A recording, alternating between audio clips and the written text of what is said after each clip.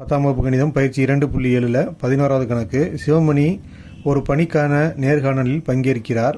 அந்நிறுவனம் அவருக்கு 2 விதமான வாய்ப்புகளை வழங்குகிறது. வாய்ப்பு ஏ, முதல் மாத ஊதியம் 20,000 மற்றும் நிச்சயமான 6% ஆண்டு ஊதிய உயர்வு 5 ஆண்டுகளுக்கு. வாய்ப்பு பி, முதல் மாத ஊதியம் 22,000 மற்றும் நிச்சயமான 3% ஆண்டு ஊதிய உயர்வு 5 ஆண்டுகளுக்கு. ஏ மற்றும் பி ஆகிய இரு வாய்ப்புகளிலும் அவருடைய 4வது வருட ஊதியம் எவ்வளவு அப்படின்னு கேட்டிருக்கு. அப்போ வாய்ப்பு ஏ பார்க்கலாம். இப்போ முதல் மாத ஊதியம் 20,000. அப்போ ஆண்டு முழுவதும் அந்த 20,000 வாங்கிட்டு முதலாம் ஆண்டு முடிவில் அவர் பெறக்கூடிய ஊதியம் ஊதிய உயர்வின்படி 6% கூடணும்.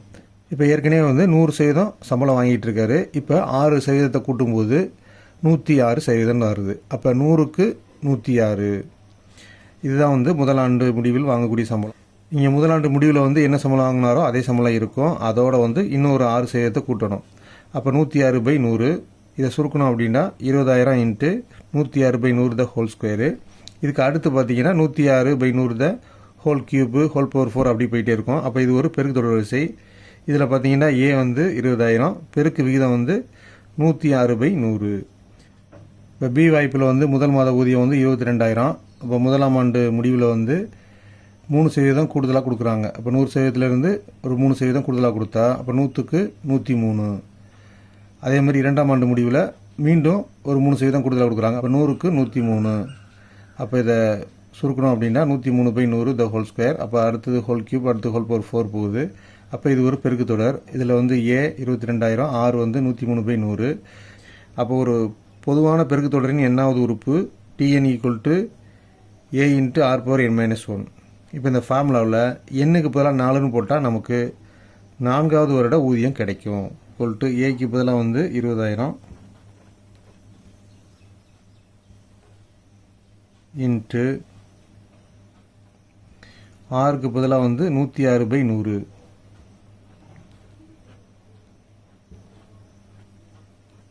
ஹோல் பவர் என் அப்படின்னா 4 - 1. 106/100 நம்ம இங்கேயே சுருக்கலாம். சுருக்குனா நமக்கு 53/50ன்னு வந்திருக்கும். அப்போ பகுதியில் 10 மடங்கு இருந்தால் நமக்கு விடை கடைசியாக சொல்கிறதுக்கு ஈஸியாக இருக்கும். அதனால் நம்ம இதை வகுக்காமல் அப்படியே வச்சுக்கிறோம். இப்போ 106/100 விரிச்சு எழுத போகிறோம்.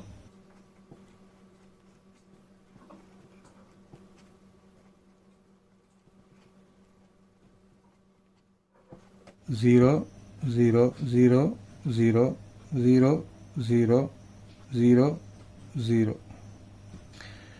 இப்போ இரண்டையும் இந்த 106ஐயும் பெருக்கிட்டா 212 இன்ட்டு 106 இன்ட்டு 106 பை கீழே என்ன இருக்குன்னு பார்த்தீங்கன்னா 100. இந்த மேலே உள்ள 3 நம்பரையும் நம்ம பெருக்குனா இப்போ இந்த 3 நம்பரையும் பெருக்கிட்டா நமக்கு கிடைக்கிற விடை 23,82,032/100. இப்போ இதுக்கு அடுத்து கடைசியாக சுருக்கிக்கலாம். பி வாய்ப்பையும் இதே மாதிரி நான் கொண்டு வர்றேன். உங்களுக்கு தெரியும் பெருக்கு தொடரின் எண்ணாவது உறுப்பு Tn = A × r⁻n-1. இப்போ பியின் 4வது வருட ஊதியம் வேணும் அப்படின்னா எண்ணுக்கு பதிலாக 4ன்னு பிரதியிட போகிறோம். அப்போ ஏ 22,000 இன்ட்டு ஆருக்கு பதிலாக 103/100 ஹோல் பவர் n-1. எண்ணுக்கு பதிலாக 4ன்னு போட்டால் 4 - 1. இப்போ 4ல் 1 கழிச்சிட்டா 3. இப்போ 103/100 நம்ம 3 முறை விரிச்சு எழுத போகிறோம்.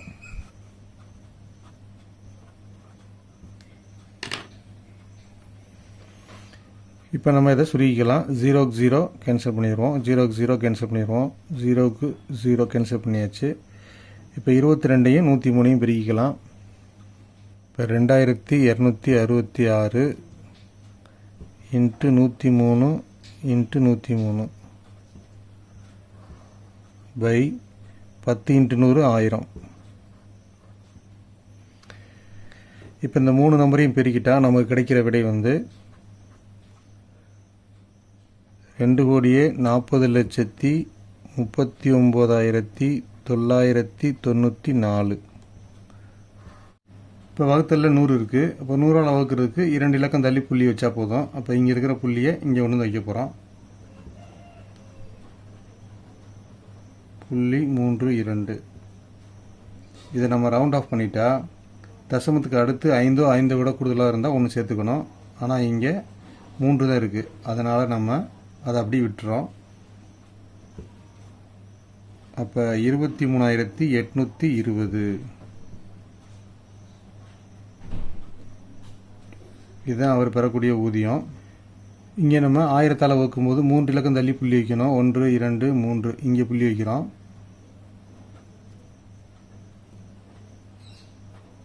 புள்ளி 994.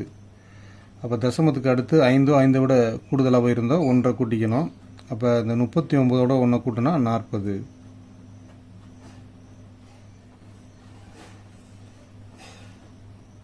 இந்த தசமத்தை நம்ம விட்டுறலாம். அப்போ நமக்கு கிடைக்கிறது 24,040.